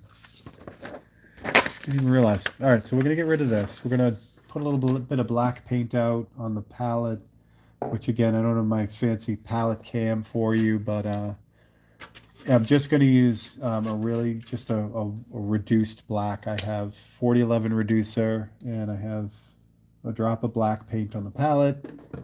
I'm just gonna kind of grab a little bit of that, but kind of reduce it out so it's pretty thin. And that way I can start kind of locking in those details on his shirt. YouTube video. Yeah, Toby, if you go back to the Tech Tuesdays, there's a video that I do on kind of getting into pricing your work. How to approach that if you have, really never kind of looked at that, and some things to kind of keep straight so that, if you're into it to sell work, you need to take care of yourself because it's almost, well, I mean, you have to treat it like a business and you have to treat it separately from you as well, you as the artist, even though it's obviously the same. If you're working for yourself, it's the same thing. But I mean, if you don't take into account the things you need to take into account, then you're only kind of shooting yourself in the foot. So there's a lot of that. There's a lot of topics on that you can get into, like the idea, and I've done this before, talking about giving away work, things like that. So it all works the same way. It's all about if you're into it to sustain yourself and your family, you treat it separately than yourself. It's you give it the respect that it needs, and that's hard. That's hard sometimes, especially when you have people you feel that you should be not giving your work to, but if you want to do something for someone, um, it gives you a different perspective. You're looking at it from outside yourself in a way, and that's the right way to do it because again, anyone. Well, let's look at people like asking you for work, especially people and I'm not saying it in a mean way. Some people just like you want to take care of people who and like, and that's great. However, if like you do stuff for free for everyone, even though they're close to you, and this is your business, you're going to go out of business. You're not going to be able to sustain that, and being able to be honest with yourself with that, and you're the people who you're close to that you want to give work to, It's it's something that really needs to be kind of looked at from a third person when you're doing it. The other part where that comes into play, and I don't even know how we got onto this, but the other part that comes into play with that is donations to good causes. There are more good causes than you could produce work for. That's for sure. And again, it's unsustainable to give everything you have away. If you're doing it, I mean, if you're doing it on the side, that's a totally different situation. So you could give away absolutely everything. And, and again, great causes. Whatever is most important to you, and if your art does good for those causes, that's fantastic. But again, if you're mortgaging your ability to do work in the future by giving everything away, um, it's going to be a problem. I was talking to my son yesterday and his beautiful daughter, and I got to a point in my career early on where I wanted everything to be win-win. And I hate to bring it back to another Tech Tuesday, but when you look at that Stephen Covey book, that's one of the things, one of the habits that he pushes, and it's a win-win. And it sounds like it's utopia, but it's really not. It's obtainable in almost every situation. The way it works is what you and I get into a I want to say contract, but whatever. We want something from each other.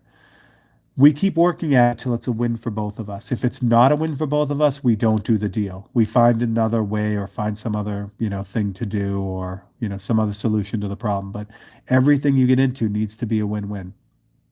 And if you do that, it's amazing how powerful that is, that you're taken care of, the person you have this long-term or temporary relationship with is also taken care of.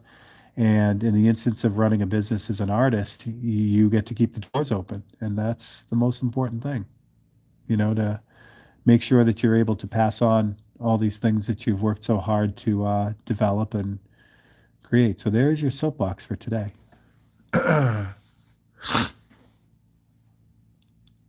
Thanks, Steve. I do want to get my name out. Yeah, and here's the thing about that, Toby. I was talking about that with someone else. Actually, my son too.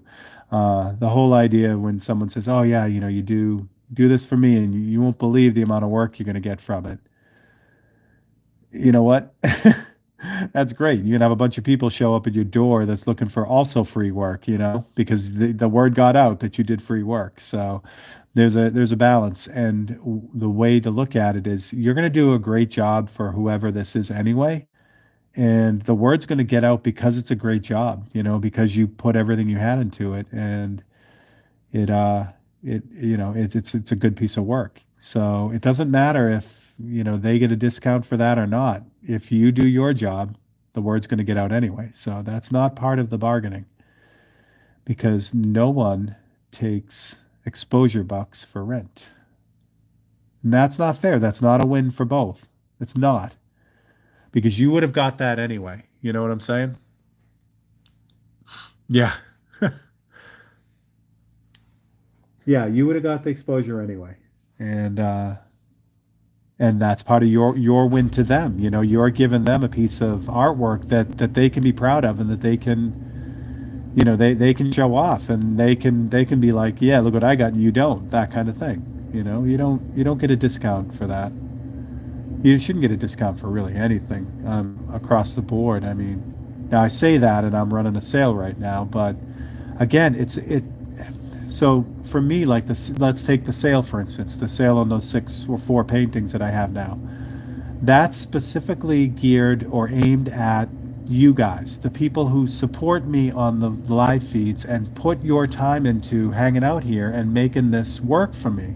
And I really, really appreciated that. So at the end of the day, if I know those paintings go to someone like you guys, that's worth me taking money off that, because that's a win for me, and it's hopefully a win for you. You got a painting that maybe you didn't think you could afford, but now it's at a price that now you can. And the only way you know about that is because you were on my mailing list or because you watched the live feeds. So that's exactly what I'm talking about. It's a win for both of us.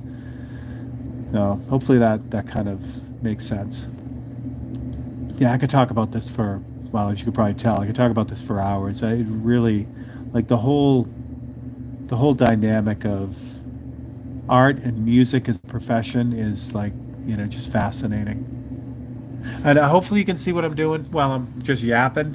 All I'm doing is taking the really little darkest details and just kind of throwing those in. This is all the stuff that the airbrush isn't going to be able to do. Those hairlines and everything, it just can't do with the paint with the airbrush.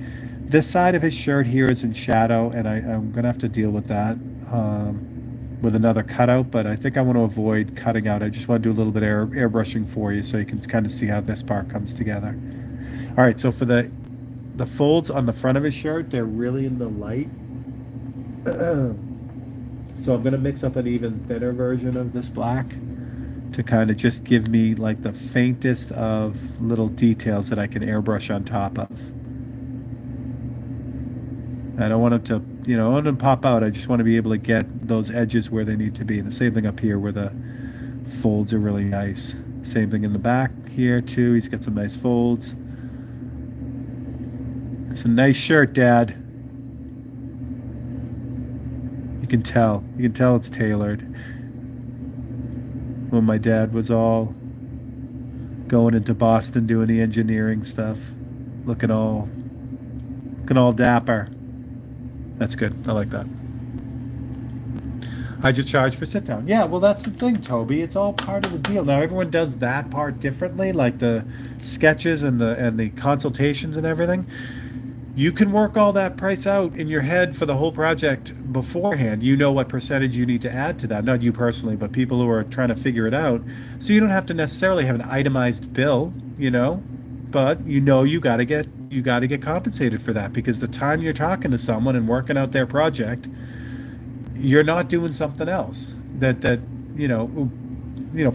for another client or customer, and that's not good. You wouldn't do that to, if you had two people working for you, you wouldn't treat their time that way. You wouldn't just say, hey, I know it's Saturday, but I want you to go spend 2 hours talking to this guy to get this deal. You wouldn't do that. So why would you do that if it's you? And again, I'm not talking to you specifically, Toby, but and it's okay. It's okay to get compensated for what you do. All right. So still got, what do I got in there? That's brown. That's not what I want. I don't know. This black has been sitting in here for a while now, so I'm not sure that this is going to spray really well. But we'll try it. Ian Hart, what's up, buddy?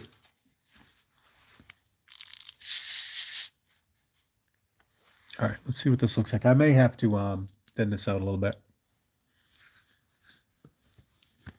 because this shirt is really, really, I mean, it's a white shirt, so there's a lot of subtlety to it. Actually, I know almost for a fact, yeah, that I'm going to have to reduce this more. So I'm just going to do it. Again, this is 1 to 10. I'm going to double what's in here, which is going to make this more like the 1 to 20.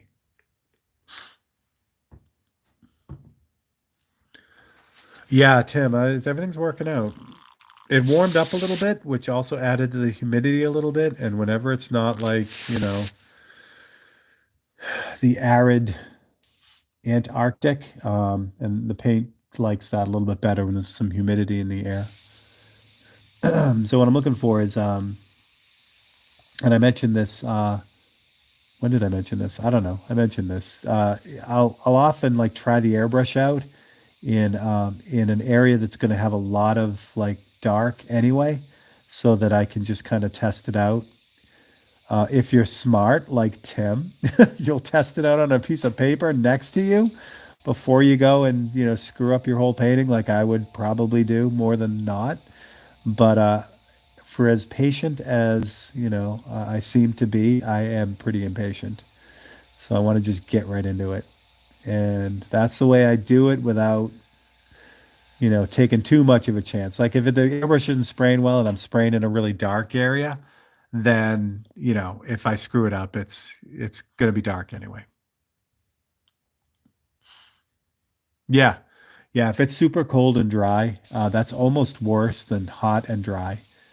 You know what I mean? If it's really warm but it's dry, like if it's 85 out and your studio is in air conditioning and it's 85, but it's like still pretty dry. It's not like when it's cold and dry. When it's cold and dry, it seems like the paint like locks up immediately. So again, I'm just kind of going over a lot of the those little paintbrush lines that I put in, kind of smoothing them out, add a little bit of shading on those. And you can see why it needed to be really light or thin, that those paintbrush strokes, because I want them to be like pencil strokes. I want them to disappear when I go over them. Not sometimes entirely, like if I want a dark area down in here, those I painted in, they're gonna stay. But when I go to fade those out, if it's fairly thin mix, then it's easier to blend into it.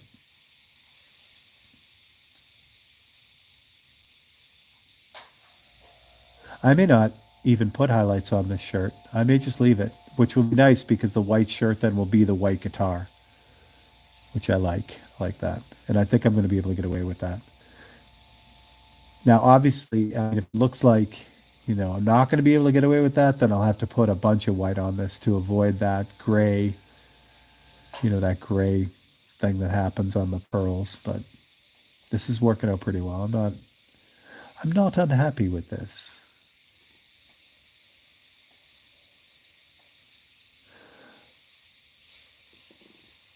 In case anyone's interested in Iwata, I just saw a post. I wish I could remember who posted it because I want to give them credit.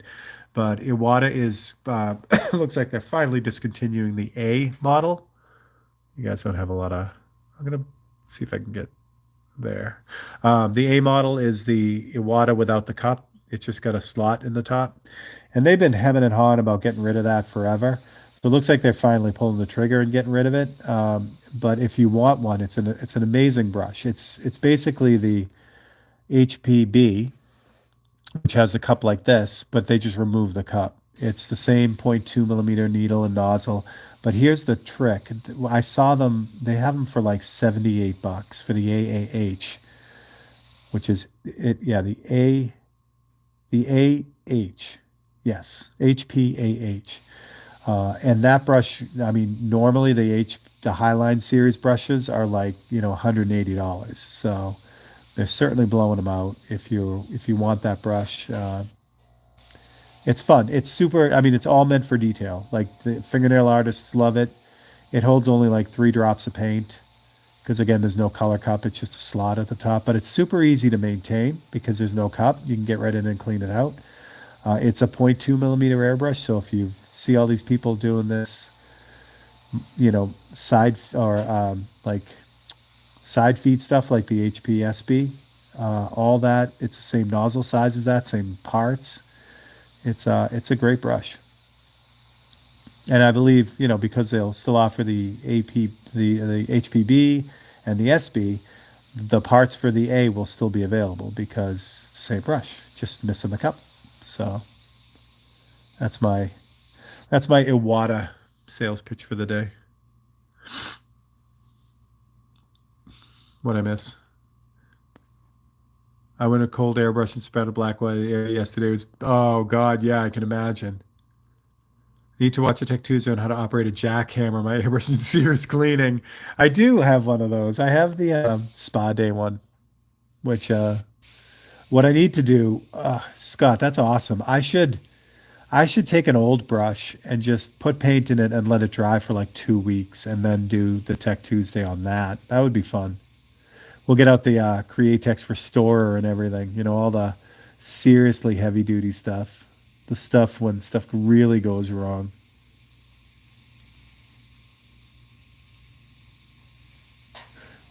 When they first came out with that Restorer, I was working at Bear Air, and we had a lot of brushes just floating around, as you would probably imagine. And so when that stuff came out, I found this old VL airbrush that someone had used in one of the classes but didn't clean out. It had literally been years that had been sitting there with dried paint in it, and no kidding, that restorer brought it back to like it was new. It was crazy. Stuff smells terrible, and it'll melt soft plastic, but boy, does that stuff blow up paint. Works really well.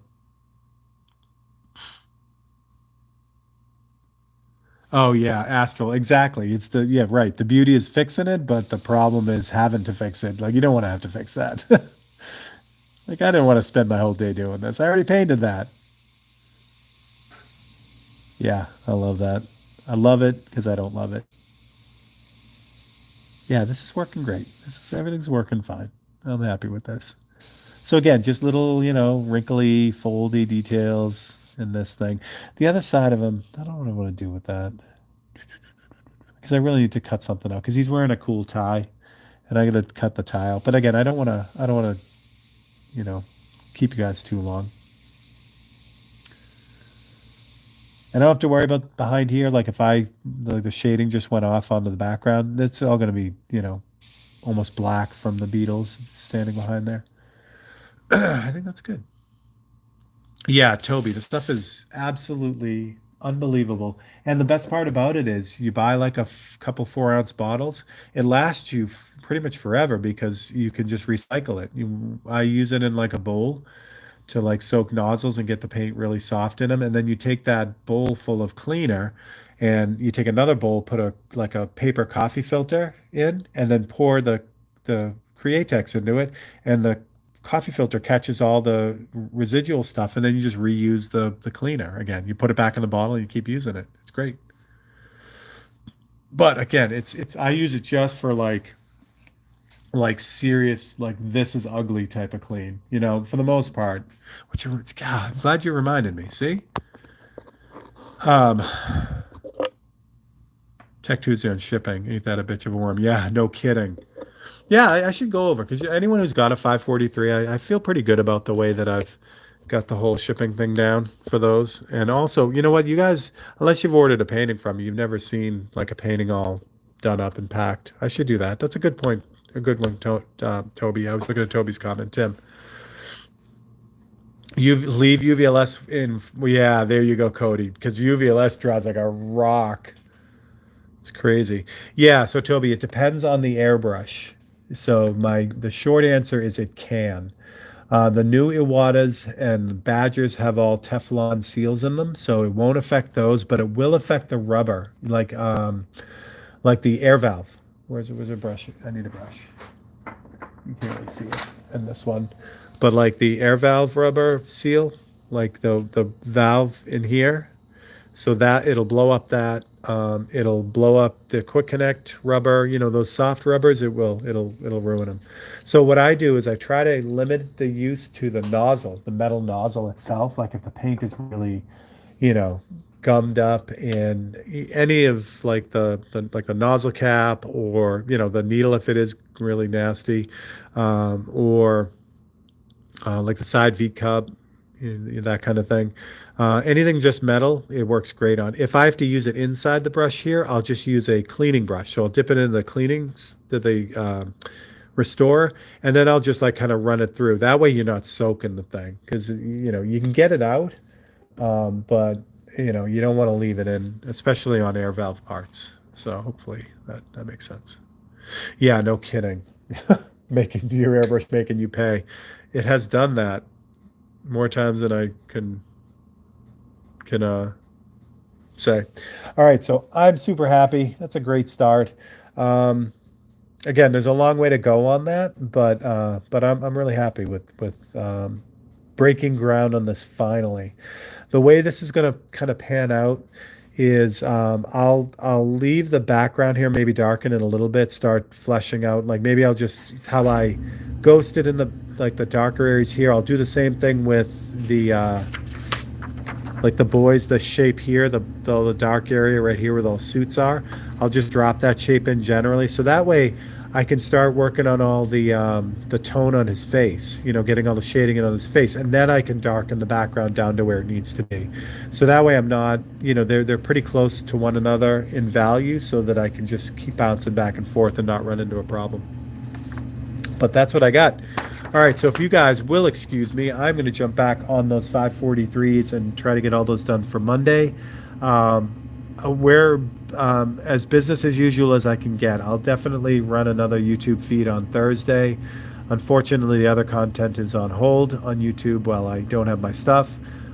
But I'll try to keep you guys in the loop as much as possible. Yeah, that's what I got. All right. So rather than turn the camera around, I'm just going to sign off and let you guys go. But thank you so much for hanging out. Thanks for clicking that like button. And if you haven't subscribed, welcome. Subscribe. Get all the mayhem. And that's what I got. So you guys have a lovely weekend. And I will catch you all next time. Thanks a lot, guys.